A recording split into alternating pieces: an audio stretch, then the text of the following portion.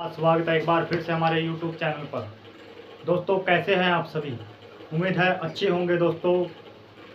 और जिन उम्मीदवारों की एसएससी जीडी की प्रतियोगी परीक्षाएं चली हुई हैं वो अपनी प्रतियोगी परीक्षाओं के एग्ज़ाम को लेकर सतर्क होंगे, अलर्ट होंगे और शांत मन से अपने एग्ज़ाम दे रहे होंगे दोस्तों।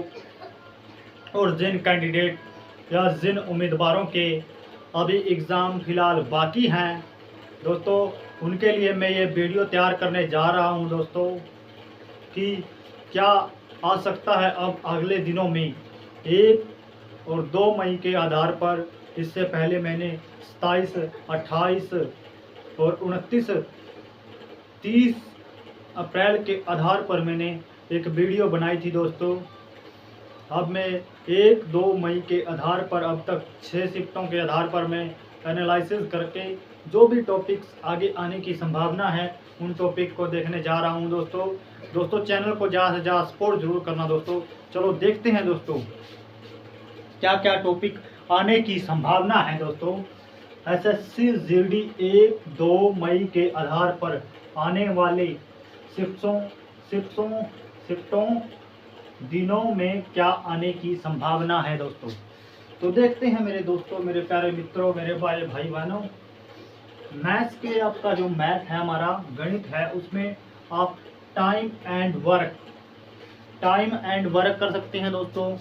उसके बाद आप परसेंटेज कर सकते हैं। परसेंटेज के 3 से 4 क्वेश्चन जो कि मेरे अनुसार रिपोर्ट है दोस्तों, जो मैंने एनालिसिस किया है, 3 से 4 क्वेश्चन पूछे जा रहे हैं 1-2 मई के आधार पर।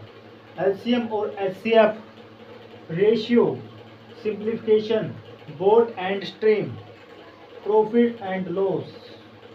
तो दोस्तों profit and loss, time and work को अच्छे से करके जाएं दोस्तों। परसेंटेज को अच्छे से करके जाएं। एलसीएम और एचसीएफ को अच्छे से करके जाएं दोस्तों। रेशियो को अच्छे से करके जाएं और simplification, boat and stream, percentage and और एलसीएम। इसी के साथ दोस्तों टाइम एंड वर्क, स्पीड और डिस्टेंस, ये टॉपिक भी आप कर सकते हैं दोस्तों। इन टॉपिकों से आने की संभावना है और इन टॉपिकों से दोस्तों एग्जाम में क्वेश्चन पूछे जा रहे हैं हर रोज तीनों शिफ्टों में। इन मुख्य टॉपिकों से एग्जाम में क्वेश्चन पूछे जा रहे हैं मैथ के। आगे देखते हैं रीजनिंग दोस्तों। रीजनिंग में आप सीटिंग अरेंजमेंट आपको एक पंक्ति दी जाएगी जिसमें एक कैंडिडेट उधर बिठा दिया, एक उधर बिठा दिया, उन दोनों के बीच में कोई और बिठा दिया। इस तरह से आपसे क्वेश्चन पूछे जा रहे हैं। उसके बाद अरेंजमेंट, सीटिंग अरेंजमेंट तो यही है दोस्तों। कोडिंग डिकोडिंग पूछी जा रही है दोस्तों। कोडिंग डिकोडिंग और एनालॉजी, 3 से 4 क्वेश्चन, वेरी इंपॉर्टेंट टॉपिक है दोस्तों। एनालॉजी 3 से 4 क्वेश्चन पूछे जा रहे हैं दोस्तों।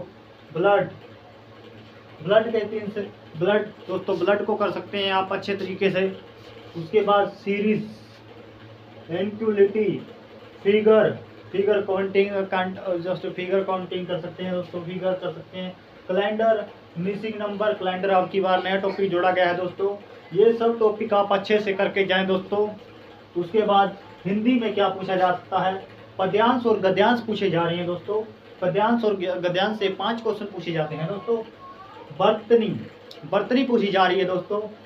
पुलिस प्रशासन एवं आर्मी से संबंधित दोस्तों आपके जो पद्यांश और गद्यांश पूछे जाते हैं तो उनमें पुलिस और आर्मी से रिलेटेड क्वेश्चन पूछे जाते हैं।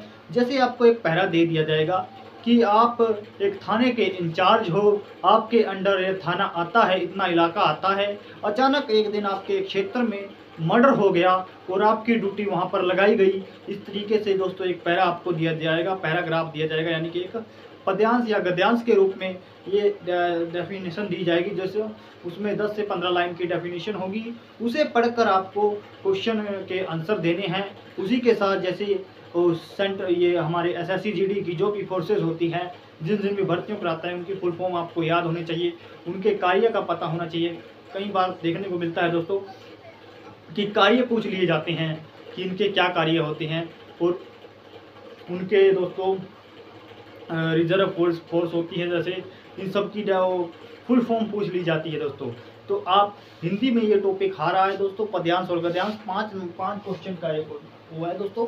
सब टाइम दिमाग का थोड़ा सा वो है दोस्तों। आप एक बार इनकी अच्छे से घर पर देख करके जाएं कि किस तरीके से पहरे मिल सकते हैं आपको। ज़्यादा से ज़्यादा दोस्तों आर्मी, पुलिस, इन टॉपिकों से ज़्यादा मिल रहे हैं। तीसरे स्थान पर आ सकता है कि कोई नेता से संबंधित या कुछ और घटना के बारे में बता दिया जाता है दोस्तों। शुद्ध व अशुद्ध शब्द, शुद्ध व अशुद्ध शब्द, यानी कि आप शुद्ध शब्द पूछ लिया जाएगा कि शुद्ध शब्द क्या है, शुद्ध रूप क्या है, और अशुद्ध शब्द पूछ लिया जाएगा दोस्तों। उसके बाद आ जाते हैं इंग्लिश मीनिंग, यानी कि आपको इंग्लिश में एक शब्द लिखा दे दिया जाएगा, उसका आपको अर्थ पूछ लिया जाता है। ये क्वेश्चन शुरू में 7 से 8 क्वेश्चन भी इनसे पूछे गए हैं दोस्तों।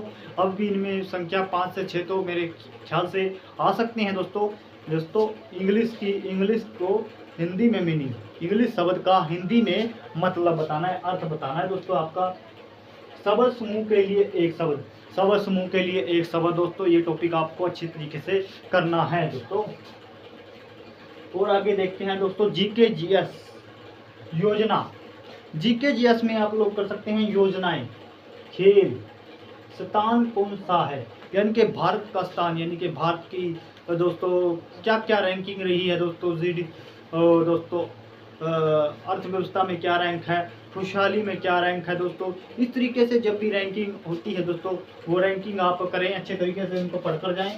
और लोक नृत्य दोस्तों, लोक नृत्य का 1 से 2 क्वेश्चन स्टैटिक जीके का ये टॉपिक है, लोक नृत्य, इससे मिल रहा है दोस्तों। लोक नृत्य आप जरूर करके जाएं।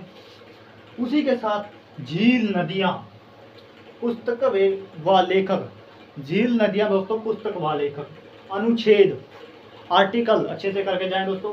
अधिकार, मौलिक अधिकार आपके, उनको पढ़ के जाएं। राष्ट्रपति शासन, इसको अच्छे से करें दोस्तों। सूचियाँ दोस्तों, सूचियों को भी अच्छे तरीके से आप करें। 2011 की जनगणना, गांधी युग, नारे, उसके अनुसार सिंधु सभ्यता को अच्छे तरीके से करें दोस्तों। वंश, सीए। अब करंट के भी दोस्तों आपसे क्वेश्चन पूछ लिए जाने लग गए हैं दोस्तों। 2 से 3 क्वेश्चन आपको पूछे जा रहे हैं 1 और 2 के आधार पर। इससे पहले इस करंट का रोल ख़त्म कर दिया था दोस्तों, जो कि पहले वो पेपर एग्जाम हुआ है दोस्तों 27, 28, 29 और 30 में।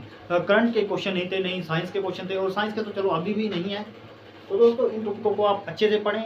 और दोस्तों जो भी हमारे विश्व के विभिन्न देशों के साथ संबंध है कि कौन से देश के साथ कौन सा चैनल बनता है, ये ऐसे क्वेश्चन को जरूर पढ़ के जाएं। और उसी के साथ दोस्तों आप जीएसटी पढ़ सकते हैं दोस्तों। उसके साथ फुल फॉर्म्स, जो फुल फॉर्म्स हैं, मुख्यालय पढ़ सकते हैं दोस्तों। हेड क्वार्टर जैसे जनेवा, जैसे वर्ल्ड हेल्थ ऑर्गेनाइजेशन है, इसका मुख्यालय कहाँ है। इस तरीके को क्वेश्चन पूछने को बहुत आम क्वेश्चन होते हैं दोस्तों, ज़्यादातर ऐसे क्वेश्चन पूछ लिए जाते हैं कई बार। और पुस्तक और लेखक अच्छे से पढ़ कर जाएँ। 2011 की जनगणना से बहुत क्वेश्चन बन रहे हैं दोस्तों, जनगणना से क्वेश्चन बनने की संभावना बहुत अधिक है।